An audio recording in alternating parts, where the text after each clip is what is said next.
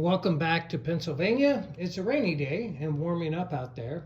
I still wouldn't want to be out there in shorts, but we love living up north, and so hopefully the weather's good where you are. I wanted to give an update on the state of our game and how we transitioned to Operation Unthinkable. Now, because we transitioned from a 36 game, and that 36 game was playing the technology rules from the very beginning. So, as I mentioned in my previous video, the Americans had nuclear technology and nuclear bombs even before we got to 1945. As we got into 1945, the first 4 variable role endings failed. But how did we transition? So, strict reading of the rules. Let me point out the situation on the map first. So at the end of the very last turn, the Americans had liberated Paris.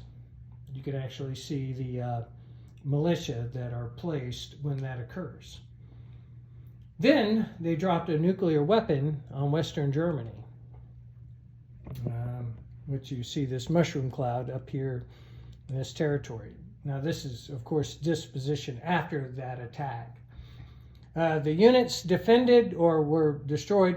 The American player chose to destroy the seaplane base, and I'll tell you the reason he did that was because he wanted the factories to still be capable when he took over the territory. So at that point, there's a calculation where you roll for the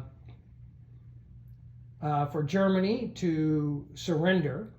That's outside of the normal surrender rules, but it's in compliance with this expansion. Germany did surrender.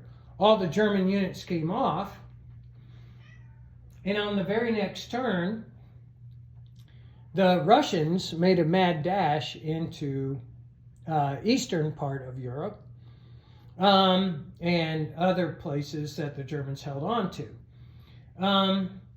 And then through the course of the next turn, the British, the Americans, the French all moved into the western part of Germany.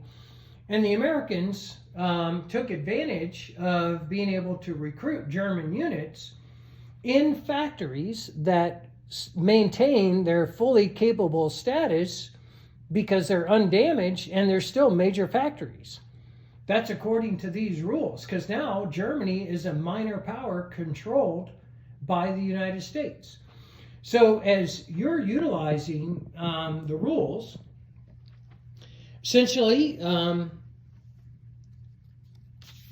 Germany becomes that minor power, and then Italy immediately, because they were unconquered, switched sides. So the Italian units remain on the board. There aren't very many. They actually, he utilized rail movement to move some into the Yugoslavia area in order to stave off the Russian attack. Additionally, the surprise advantage that you would normally get with Operation Unthinkable. Well, the U.S., the Allies in the Comintern were already at war in the Global 36 game. So the surprise advantage that the Allies would have is essentially gone because they're already at war. So we're continuing with the technology, and in our game, just one more thing, way over here, while there are Americans sitting in Japan, Japan has not surrendered. Japan is still active. In order for the Allies to win, they have to force this surrender. So this is part of their victory conditions, and the new victory conditions that are outlined, in the expansion supersede those of a Global 36 game. So those are just a couple things about the transition, how we handled it, how we're playing the game according to the rules.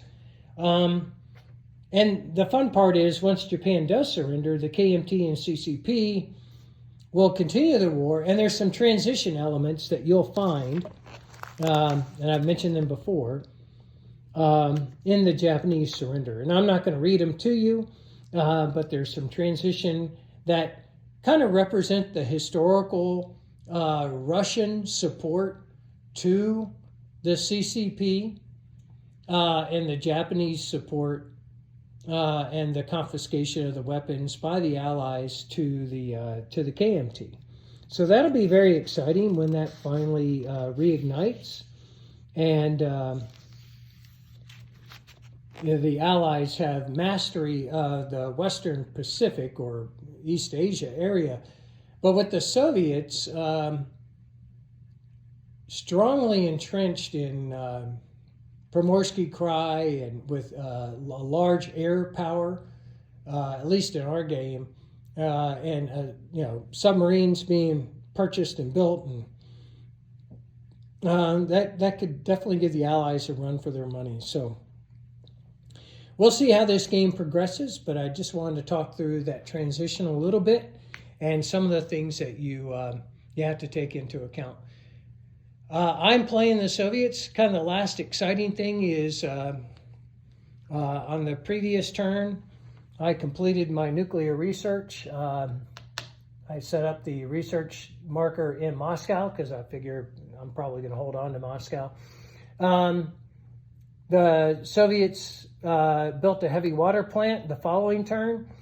My next turn, I'm going to build a nuclear reactor. I'll probably put that maybe in the same place where I have the uranium, or maybe an Orel next door to it, so that not everything is in the same place. And then lastly, I'll be able to build nuclear bombs. The U.S. only had the one bomb. They had not purchased another one, and they used it on Germany so that they could force the continuation of this war. I believe he is going to purchase and use another one, probably to get the Japanese out of the game as quickly as possible. But anyways, I hope you guys enjoy the expansion when you get it. I still promise to, we'll set up the 1946 map and play a 46 game. That game is a surprise attack by the Soviets against the Western Allies in Europe, which have largely demobilized. So we'll hopefully, I believe the balance is pretty good and very historical. Have fun gaming out there. Bye.